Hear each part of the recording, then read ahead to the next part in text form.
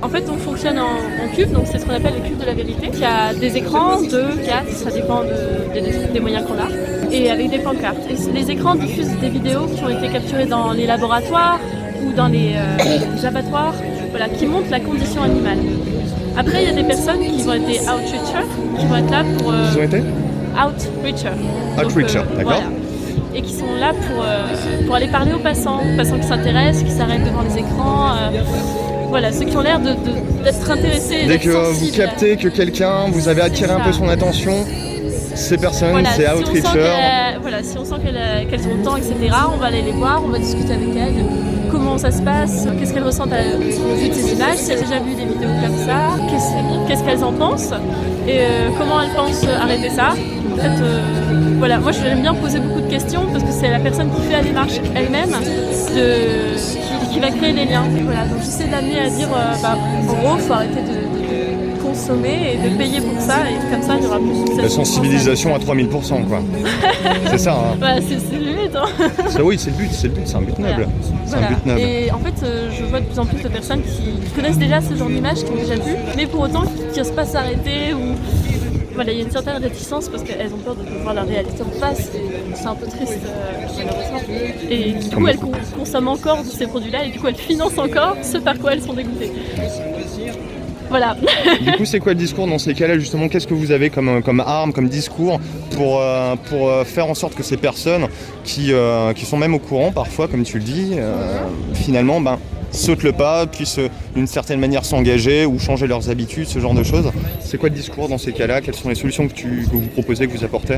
Alors, il n'y a pas de discours prédéfini en soi, on répond aux questions des gens et puis on essaie de les amener à ces conclusions-là. Mais c'est surtout de dire qu'en fait, il n'y a pas, sur le plan nutritionnel, il n'y a pas besoin forcément de viande ou de produits animaux, quels qu'ils soient, malgré ce qu'on nous fait penser, voilà, avec les produits laitiers, ça nous a mis pour la vie, tout ça, ce qui est totalement faux. Voilà, ça c'est une histoire de lobby. Du coup, donc on essaie de dire que sur le plan nutritif, il n'y a pas besoin. Sur le plan des animaux, quoi.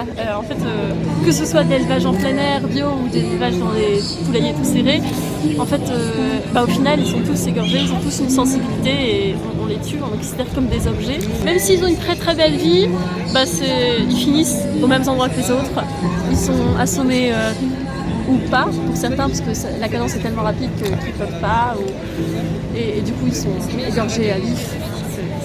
Et aussi sur le plan social, c'est-à-dire que les personnes qui travaillent dans ces abattoirs-là, elles ont des conditions de travail, elles ont une cadence de fou, elles voient des choses horribles à longueur de journée.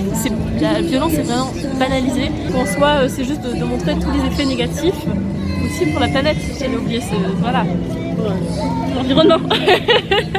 Voilà, mince, rouge. Tac. Pour l'environnement aussi, pour la santé et pour les animaux. Voilà.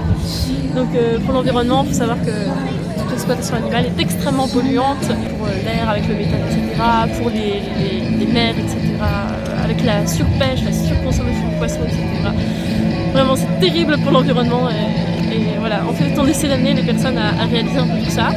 Et puis après, si on voit qu'elles sont sensibles, qu'elles ont envie d'aller plus loin, de chercher, d'essayer de changer leur alimentation, leurs habitudes, on leur présente... on leur présente la petite carte, donc, avec le nom du groupe, quoi. Voilà. Et après, derrière, on a plein de liens différents. Donc, que ce soit sur l'exploitation, l'élevage, tout ça, la manipulation génétique, même la nutrition pour les personnes qui se posent des questions. Et puis après, on a Défi Veggie, par exemple, la communauté, tout ça. Et donc en fait, avec cette carte-là, elles ont plein d'armes en main pour se documenter, pour essayer de changer leurs habitudes. Et voilà. Et à partir du moment où on a fait ça, on a planté une petite graine qui n'a que poussé et ça c'est notre but, quoi. Hey.